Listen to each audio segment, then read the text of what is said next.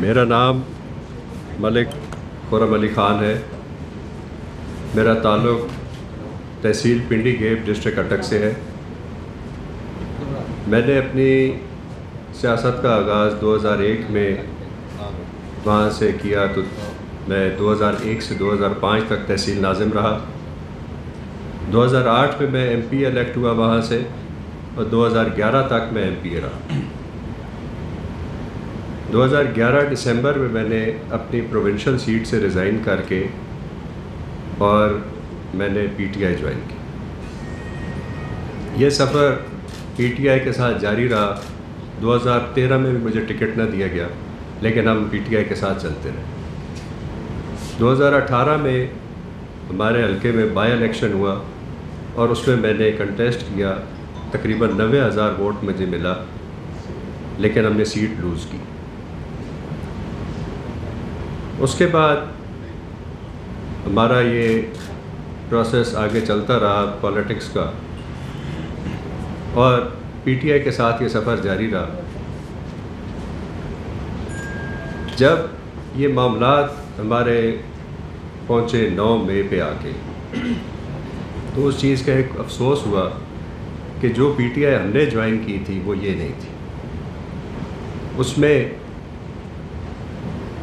ہمارے لیے سب سے زیادہ اہم پاکستان کے ادارے اور ان کا تحفظ، یہ ہر پاکستانی پہ فرض ہے۔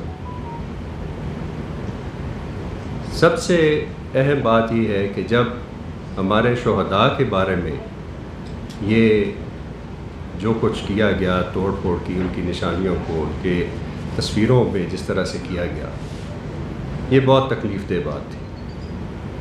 آپ ہمارے علاقے میں چلے جائیں، پاکستان کے کسی بھی علاقے میں چلے جائیں، اور آپ اس کا قبرستان وزٹ کریں، ہمارے قبرستان ہمارے شہداء سے بھرے ہوئے۔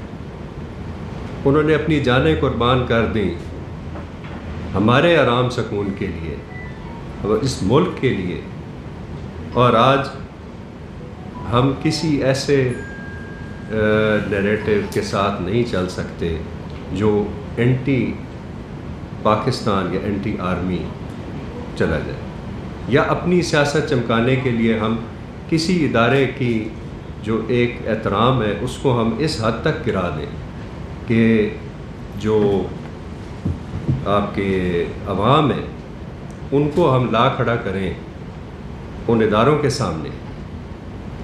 ہماری فوج جب سیلاب میں ہماری مدد کرتی ہے، ہماری فوج جب ہر مشکل وقت میں، جب زلزلے آتے ہیں، جب کوئی بھی مشکل وقت آتا ہے، تو اس وقت فوج ہمارے ساتھ آ کے تمام لوگوں کو، وہ پاکستانیوں کو وہ مدد کرتی ہے۔ اور آج جب انہی کے بارے میں ایسی بات کی جائے یا اس طرح سے کیا جائے، تو اس کے ساتھ ہمارا چلنا مشکل ہے۔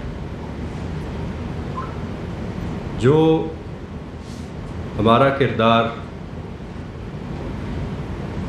سیاست میں رہا ہے، ہمارے علاقے میں ہے، وہ ایک وزاداری کا اور بڑی شرافت کی سیاست کا رہا ہے۔